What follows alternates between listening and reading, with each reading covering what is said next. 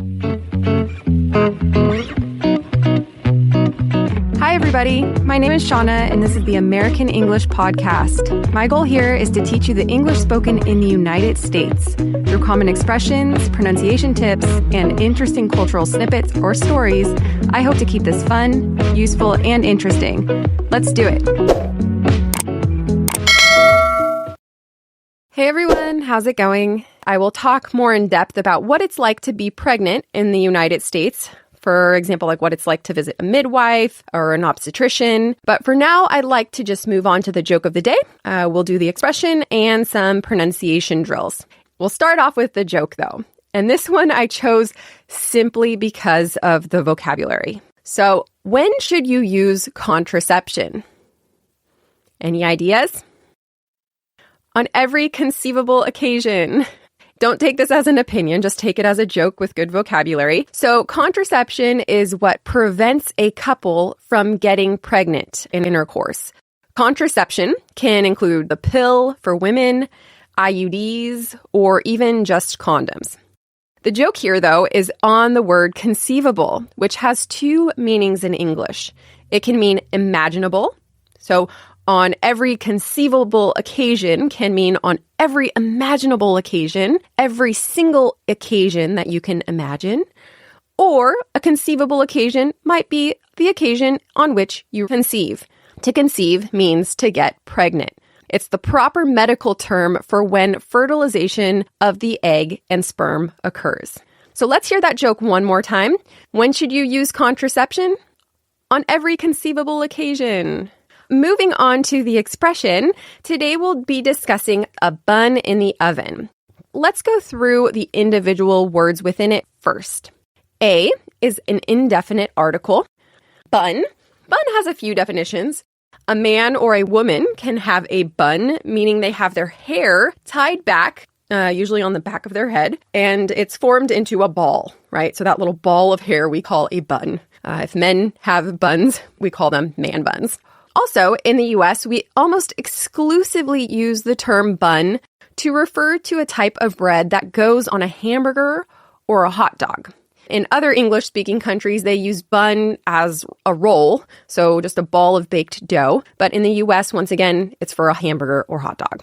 In is a preposition, and it indicates that the object's position is in or within something else. Right? I am in a room, like I am within the room, within the walls of the room. The is a definitive article, and oven is an enclosed space that can be heated up to high temperatures and often used to cook or warm foods. Once again, the pronunciation of that is oven, not oven. To have a bun in the oven is a non-offensive and very light way to say that someone is pregnant. The bun, of course, refers to the baby, and the oven alludes to a woman's womb or uterus. Just like a bun in the oven, a baby in the womb is kept warm and grows over time. We often use this expression with the verb to have. For example, that woman has a bun in the oven. We might also say, there's a bun in the oven. In other words, there's a baby in the womb.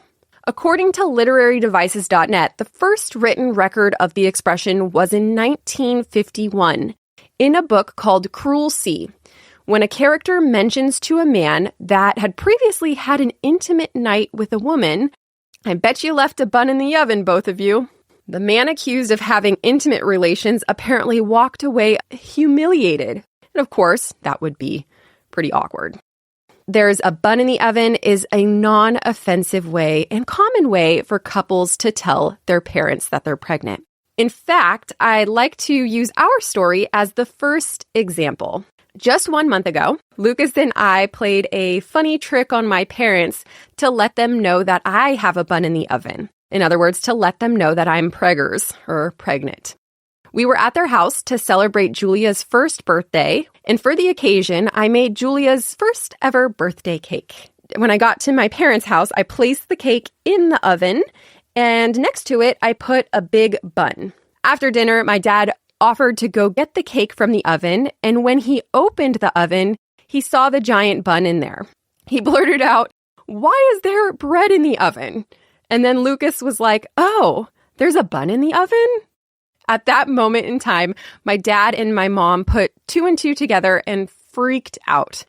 I will go ahead and post the video of that on my Instagram. I caught it on video, which is pretty cool. Example number 2. Imagine that you and one of your girlfriends are on a road trip, and that friend keeps getting car sick. The thing is, you never knew that this friend had any issues driving in cars before, and you think to yourself, could it be morning sickness? You might ask her, hey, is there a bun in the oven? Why do you keep throwing up so much? In other words, hey, are you pregnant? Why do you keep vomiting? Example number 3. Last year, my cousin's boyfriend came home from being stationed in Afghanistan, and 2 months later, they were engaged. Since they hadn't been together for very long before he moved over there, my uncle's first reaction, not in front of her, of course, was, wow, that was quick, wasn't it? She must have a bun in the oven. In other words, she must be pregnant, which is a typical uncle comment, right? Not even considering the fact that they might be in love. But anyway, happy to say that they are in love, and there actually was a bun in the oven. In other words, she was pregnant, and now they have a beautiful baby girl. Once again, to have a bun in the oven means that there is a baby in the womb or that someone is pregnant. Let's go ahead and go through some pronunciation exercises. We'll use the sentence, there's a bun in the oven. Repeat after me. There's a. There's a bun. There's a bun in the oven. There's a bun in the oven. And let's go through the conjugation. I have a bun in the oven. You have a bun in the oven. She has a bun in the oven. He has a bun in the oven. Not so sure about this one. Anyway, it has a bun in the oven. They have buns in the oven. We have buns in the oven. That's it for pronunciation. Let's go ahead and move on to the fun fact of the day. Today, it's going to be all about the woman with octuplets. Previously, she was known as the OCTOMOM. Every now and then, a story comes up in the news that's attention-grabbing. One of these stories for me was about Nadia Solomon, formerly known as OCTOMOM, who gave birth to octuplets, or 8 babies, back in 2009. Having 8 healthy babies that survived birth and infancy landed Nadia, the mother, a spot in the Guinness Book of World Records. The fact that she had 8 babies might make you think, wow, is that physically and emotionally possible? What about after they're born? How does someone take care of 8 babies at once without going insane? Let alone, how much does that cost? Well, it's a great story, a very difficult one for her, and one that was highly controversial within the United States for many years. I'd like to reconstruct that story for you using information provided by the doctor, the Medical Board of California, various news sources, and Nadia herself. I'll also teach some interesting vocabulary, so take some notes if you're interested in this topic. In 1996, Nadia Solomon got married. She had always dreamed of having a family, and so in 1997, she began meeting with a doctor specialized in IVF treatment. IVF stands for in vitro fertilization, which is considered a type of assisted reproductive technology.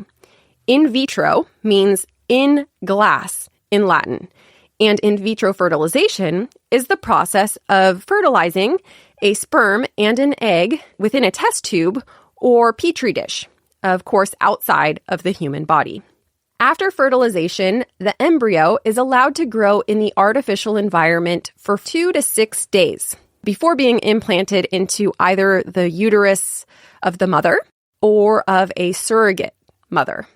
Nadia went through IVF treatments with a doctor named Michael Kamrava. Even after Nadia realized she wasn't in love with her husband and broke it off, so she continued to go through treatments when she was single. In 2001, she got pregnant for the first time and gave birth to a boy. 1 year later, she had another successful IVF treatment and a girl was born. In the following years, 3 more boys and 1 more girl were born, giving her a total of 6 kids. When not pregnant, Nadia regularly visited Dr. Kamrava for treatment. It's actually documented by the Medical Board of California. The doctor was later criticized for not having referred Nadia to a mental health specialist to see if she was okay. Instead, he continued to treat her. During their meetings, he either removed eggs to be frozen or implanted embryos into her uterus to see if she could get pregnant again.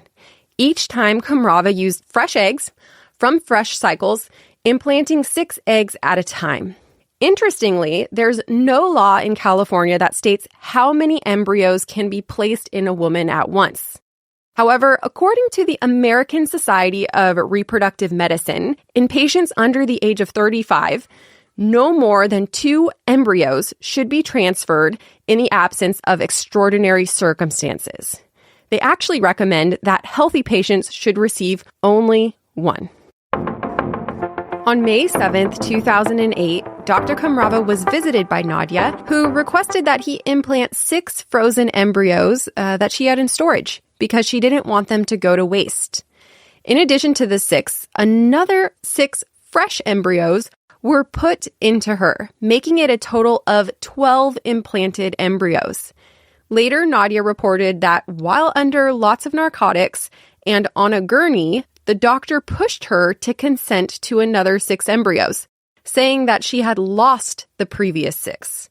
Who knows what truly happened in that office visit? What we do know is that 12 healthy embryos were in fact implanted, a choice that was considered both risky and negligent by the Medical Board of California.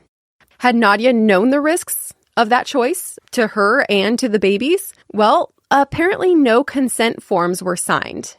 While Kamrava lost his medical license, inside of Nadia were 8 babies conceived through in vitro. 31 weeks after implantation, the 8 babies were born with the help of 46 medical professionals. Up until the birth, it was actually believed that there were only 7 babies inside of her. The 8th actually came as a surprise. In a period of 5 minutes, they were removed via C-section. C-section you might know as cesarean. The babies weighed between 1 pound 8 ounces and 3 pounds 4 ounces. Despite being tiny, though, they were stable for the most part. Only 2 needed tubes for breathing assistance, which actually were removed shortly after they were introduced. The babies remained in the hospital, drank donated breast milk, fed from tubes, and grew as they were expected. That's what brings us to an additional hurdle for Nadia. Shortly after the octuplets' birth, an article appeared in the LA Times that enraged the public. It was titled, "Taxpayers May Have to Pay Millions for Octuplets' Care." Just to give a little background, if you give birth in the United States and do not have health insurance, you may pay around $10,000 for the birth of the child and up to $30,000 for a C-section. When babies are born prematurely, they're often delivered in what we call the NICU, which stands for Newborn Intensive Care Unit. Costs in the late 2000s for one day were $1,198 per patient, meaning that over a period of 16 days, the 8 babies racked up a hospital bill of $153,344. At the time, the hospital reported that the babies would need to stay for another 7 to 12 weeks, which could add up to a maximum cost of $805,056. So how does someone pay for a medical bill that high?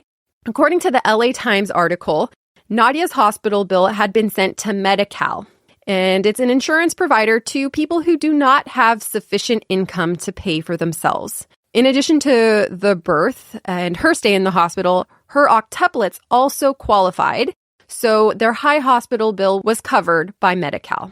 Then the article went further. They wanted to dig up some dirt on Nadia. They claimed she'd been receiving up to $2,900 per month in government assistance for food and other children's disabilities.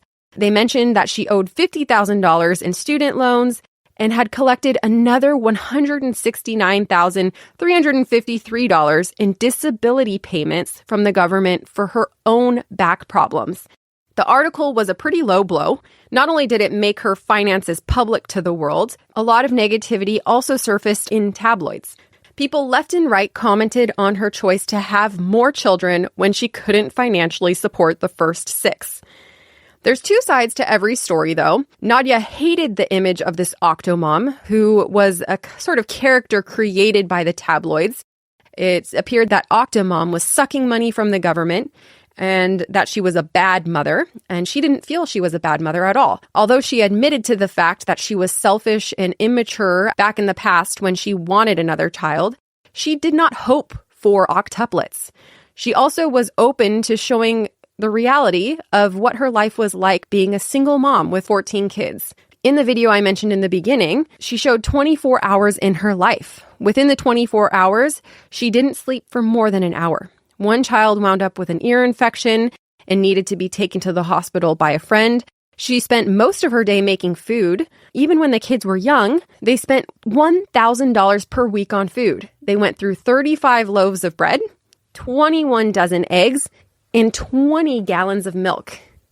She received a lot of toxic energy, both from the public and in the environment she lived, and she received death threats. She tried to protect her kids and she moved. She also didn't want to be accused of sucking taxpayers' money. So for a time, instead of accepting government money, she did porn, she stripped and boxed, like in a boxing rink.